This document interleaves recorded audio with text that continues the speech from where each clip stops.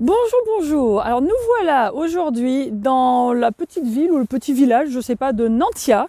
Nantia, ça se trouve en Haute-Vienne, c'est pas très loin de Limoges. Et on est dans un camping de mon village. Alors pour ceux qui ne connaissent pas, Camping Car Park est un réseau d'aires de camping-car. Ils font des aires et puis dans certains endroits, et souvent dans des petits coins ruraux, dans des petits villages, ils ont ce qu'on appelle un camping de mon village. Alors la manière dont ça marche, c'est qu'en été, c'est un camping, c'est-à-dire que c'est ouvert aux caravanes, aux tentes et aux camping-cars. Et hors saison, donc hors juillet-août, c'est ouvert qu'aux camping-cars. Et pendant la saison, il y a des sanitaires et hors saison, il n'y a pas de sanitaires. Donc voilà. Donc nous, à l'évidence, on est hors saison, hein, on est en décembre là. Donc les sanitaires sont pas ouverts. Alors les sanitaires, c'est là-bas, c'est la petite maison qui est juste là que Mani va vous montrer. Et alors sinon, il y a tous les services, ça marche comme une aire. Et l'avantage de ces campings de mon village, c'est qu'en général, il y a un petit bourg à côté où vous avez un petit peu de tout. Et c'est toujours un petit peu plus comme un camping. Là, vous voyez, il y a des arbres un peu partout, donc c'est assez sympa.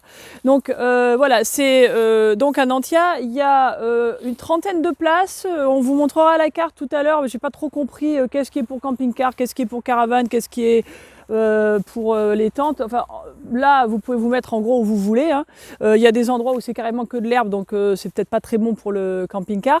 Mais sinon, toute cette zone ici, c'est des zones stabilisées en espèce de petits graviers. Là, ça se voit pas beaucoup parce que c'est l'automne et il y a des feuilles dessus, mais c'est en dur et c'est relativement plat, pas super plat. Nous, on a mis des cales devant, mais bon, en gros, ça va. Voilà. Donc ça, c'était pour vous dire. Ah oui, alors aussi, il y a du Wi-Fi parce que ces camping-car park en général, il y a toujours un Wi-Fi. On a trouvé dans notre expérience que des fois, ça marche plus ou moins bien. Ici, ça marchait très bien, en tout cas pour moi, la plupart du temps. Il y a une ou deux fois où ça a eu l'air d'un petit peu, le débit a eu l'air d'avoir un petit peu baissé, mais enfin moi j'ai réussi à travailler tout le temps, puis Mani aussi en gros. Et puis sinon il y a du réseau, il y a d'autres réseaux si vous avez besoin d'une manière ou d'une autre. Voilà, et donc on va vous montrer les sanitaires et l'aire de vidange, et c'est Mani qui va faire ça. Ok, les sons de vidange ici, c'est marche comme très similaire comme tous les camping-car park, mais c'est bien placé ici parce que c'est juste à côté l'entrée et la sortie là. Et je ne sais pas si vous vous rappelez, mais camping-car park marche avec les cars. Et un car que vous permet d'entrer ou sortir. Sur les eaux grises, et vous avez pour les eaux noires pour nettoyer les cartridges, mais pour les vider la cassette, mais pour les vider, c'est là derrière. Et aussi, vous avez, en cette situation, vous avez pour les eaux propres à côté. Sur les dos, vous solamente poussez et marche juste comme les autres. Ce n'est pas, je pense qu'avant, c'était pour autre type de compagnie, mais ça ne marche pas. Je l'ai essayé avant et il marchait juste comme ça. Et là-bas, sont les sanitaires.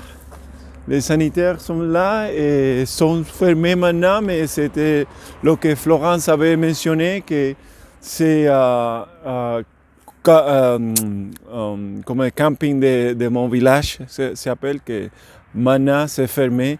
Et désolé parce que froid, pour moi, super froid, pourquoi comme ça. Et Florence, oui, ça là, c'est un endroit, je pense, pour différents faits, fête ou c'est comme un gazebo, oui, peut-être pour jouer la boulotte ou quelque chose comme ça. Et Florence, elle va les montrer le reste du camping ou de l'endroit. Ciao. Bon voilà, alors je reprends donc effectivement entrée typique camping-car park, hein, donc vous mettez la carte à l'entrée, elle est facile d'accès, hein, c'est une départementale principale là. Et puis je vais vous montrer donc un petit peu, c'est assez petit mais c'est mignon, c'est vrai que ça doit être sympa l'été, il doit y avoir une bonne ambiance j'imagine. Donc là les sanitaires, il y a pas mal, j'ai vu, il doit y avoir 3-4 lavabos, 5-6 douches, des WC. Alors ce que je voulais dire aussi, pour tout ce qui est déchets, sur l'aire elle-même, il n'y a pas de poubelle, à part, je vais vous montrer, il y a juste cette petite poubelle-là, voilà. Et donc, pour les poubelles, c'est à 300 ou 400 mètres en face de moi, en fait, il y a une gare. Et là, il y a tous les bacs, les gros bacs de tri, de tout le recyclage et de déchets normaux. Donc ça, il faut le savoir. Il faut prévoir, là nous on va le faire en partant, on va s'arrêter parce qu'il faut qu'on vide notre poubelle et tout. Mais bon, c'est quand même pratique. Alors je sais pas si pendant l'été où il y a plus de monde en pleine saison, peut-être qu'ils mettent des petites poubelles en plus. Ça je sais pas. Mais en tout cas là en ce moment, il faut aller un peu plus loin pour mettre tous les déchets. Donc ça faut le savoir.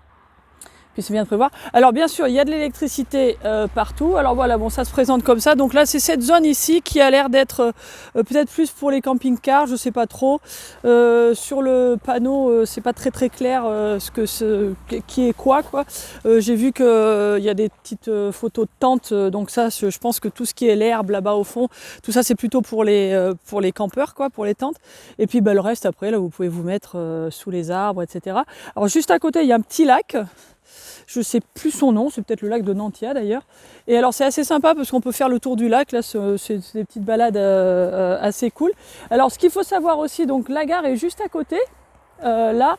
Alors vous avez un train qui passe de temps en temps. Alors ça s'entend un petit peu, mais bon, personnellement, nous, ça nous a pas gêné, mais c'est vrai que des fois, on voit des commentaires dans des endroits où les gens disent que c'est très bruyant, et puis alors nous, on n'entend rien du tout.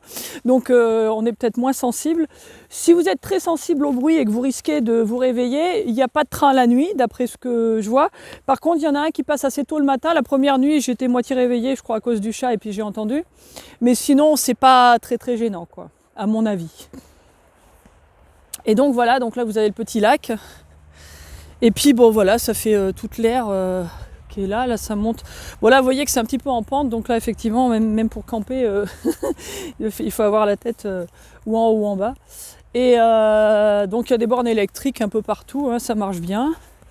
Et puis voilà, je crois que c'est à peu près tout. Donc nous on était là, tranquille. Et alors oui, le bourg. Oui, donc le petit bourg de Nantia, donc c'est on y allait en courant le premier jour, donc on a dû mettre un quart d'heure en courant, donc à pied c'est peut-être 20 minutes, mettons. Et puis alors il y a un super rue juste en haut de la rue, là, qui est pas très loin du tout. Et puis après il y a tout plein de petits commerces dans le village, donc c'est assez pratique. Et c'est un bon endroit, il y a pas mal de petits lacs autour et tout. Donc nous on a trouvé ça assez sympa et puis c'est bon à savoir. Et donc les campings de mon village, c'est un truc toujours à se souvenir parce que c'est vrai que c'est un peu plus sympa que certaines aires qui ressemblent plus à des parkings. Là on sait qu'on est au moins sûr dans la nature, quoi. Voilà, donc c'était le camping de mon village de Nantia.